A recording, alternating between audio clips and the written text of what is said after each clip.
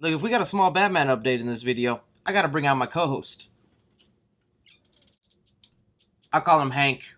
Hey guys, thanks so much for clicking on this video. My name is Chris. We got a few topics to discuss today. I'm gonna give you my thoughts on the Fast and Furious trailer that was so wild yesterday. We got a small Batman update concerning the logo. We have a Green Hornet reboot, Lethal Weapon 5. That and so much more, guys. So be sure if you're liking these videos to hit that like button. You don't even have to do it for me. Do it for Hank. You wanted me. Here I am. And be sure to give me your thoughts on today's topics. Alright, so let's just get this straight out of the way because it happened yesterday and I am still raving about it. The Fast and Furious 9 trailer. Oh boy. How is this franchise 9 films deep and every trailer hypes me up like I'm a little schoolgirl? I seriously thought once Paul Walker left the franchise, I was not gonna care about this thing at all. But the insane action in this trailer that just continues to be over the top, freaking Dominic Toretto catching a car with his hands? He might be wearing some sort of enhancement suit, it looks like. You still gotta keep these things a little bit grounded. You can't just let me believe anything. Like a man who's all about family has a long-lost evil brother who's John Cena? But then we also have other returning characters. Freaking Han back from the dead. How is this boy alive? Them bringing up what fans have been saying for years, justice for Han, just shows how in tune the Fast and Furious is with their fans. They better not just gloss over how he's still alive. I want a good explanation. And now this doesn't make the character of Jason Statham look so bad in the franchise. So really, I don't care if you call me crazy or if you hate this franchise.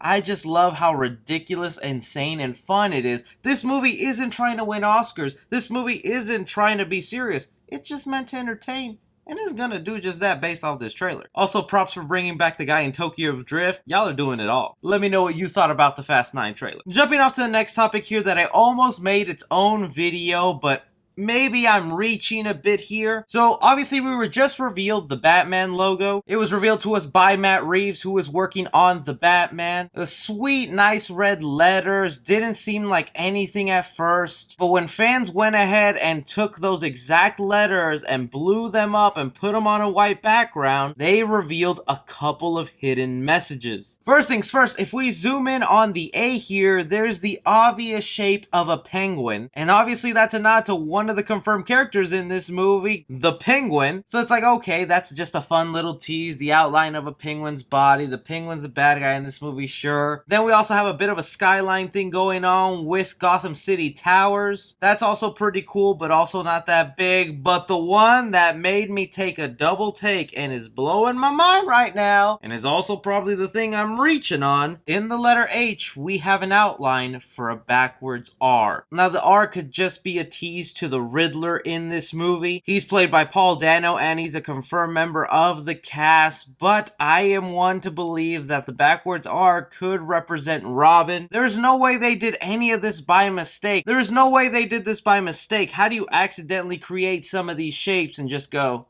we were trying to spell Batman. I don't know what to tell you. This also gives me hints that the marketing for this movie is gonna be so much fun because we know this new Batman movie is set to be detective based, meaning we will actually see Batman's detective side and it'll be a very compelling story. So can you imagine if the marketing from now on just has tons of hidden clues, little Easter eggs for fans like us who have too much time on their hands are going out to solve this so we can in turn feel like Batman. Very clever of you, Matt Reeves, and I like what you're doing with this. You guys have to let me know though if this is reaching or if you think this was done on purpose. In a little bit of Disney remake news, we have them continuing on with their live action interpretations. We talked about Bambi and Pinocchio a couple weeks ago, and one that has been in the works for a while but was just completely silent was their live action interpretation of Peter Pan. I'm actually a fan of Peter Pan, especially growing up on Disney movies. There weren't a lot of male characters for me to sympathize with. I mean, I had Tarzan, I had Hercules,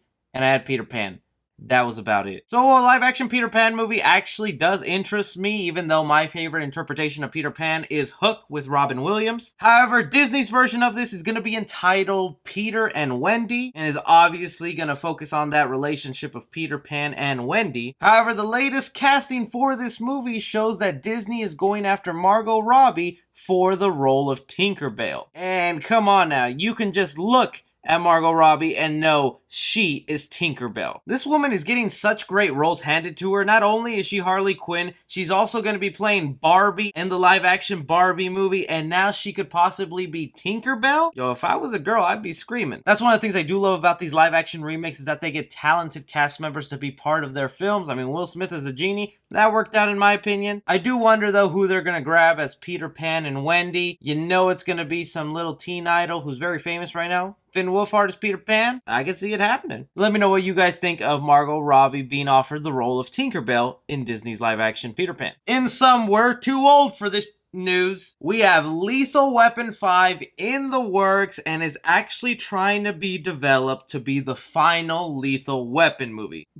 Yeah, right. This is coming straight from the producer's mouth, Daniel Lin, who works on these Lethal Weapon movies, saying that he's trying to round up the whole gang with Mel Gibson, Danny Glover, even one of the original directors, Richard Donner, to be part of the project. And they are calling this the last Lethal Weapon movie, I guess just to send the franchise off in a happy little ending. I like the Lethal Weapon movies. I think they're fine. I saw them a little bit late in life, so I'm not that big of a fan of them. But I think it's always fun when franchises come back to life 10, 20 years later. I just laugh at them calling it the last Lethal Weapon because I have the strongest feeling that they are going to go ahead and try and Force Awaken this. And well, they'll probably have Mel Gibson and Danny Glover reprise their roles, but at the same time, there's probably a couple of young, hotshot detectives that parallel their personalities that they'll be training, showing the ropes for, and hopefully passing off this franchise to. Again, though, this is just the producer saying that they're really trying to make this happen. Who knows if it get off the ground? I don't know if a Lethal Weapon movie would make that much money, but after Bad Boys 3 really succeeding at the box office, I think that's what really got the ball rolling on this 5th installment. So would you Lethal fans be excited for a 5th movie? But it wouldn't be an update video unless we talked about a reboot. It feels like every week Hollywood really is rebooting every other property. Like, I always thought it was a joke when people were talking about saying,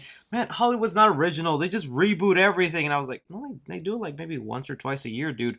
Ever since I started this channel, there has not been a week where I don't talk about a new reboot coming out. And the one for this week is The Green Hornet. Most popularly known for the television franchise that went along with the 1966 Batman. My dad was actually a big fan of the Green Hornet show. I saw a few episodes as a kid, but I'm mainly a fan of the Seth Rogen Green Hornet movie. I absolutely adored that movie. Call it a guilty pleasure, but I had an absolute blast with that movie, and seeing a fit Seth Rogen and some of the action sequences going on in there, the absurd comedy, and that little hint to a sequel that now for sure we're never gonna get. I was really hoping that Seth Rogen's Green Hornet would continue. But now the property has been bought out from its original owners to Amasia Entertainment, and they don't just buy a property to let it sit.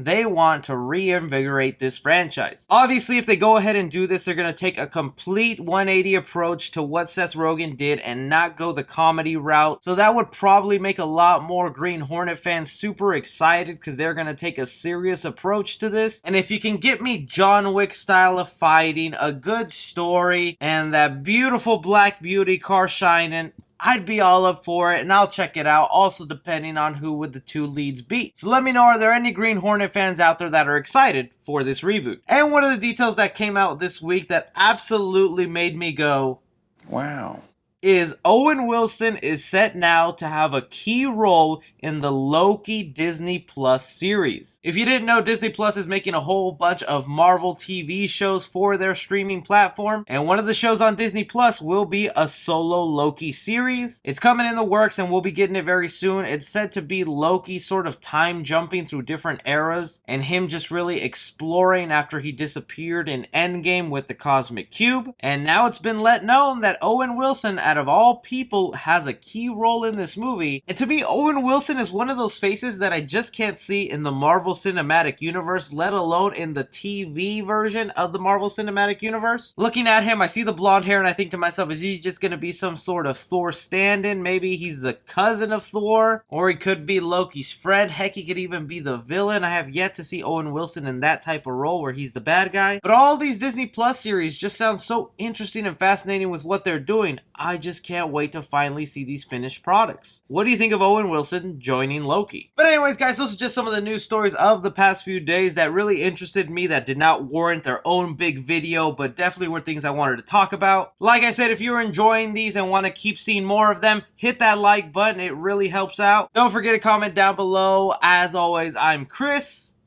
Take care.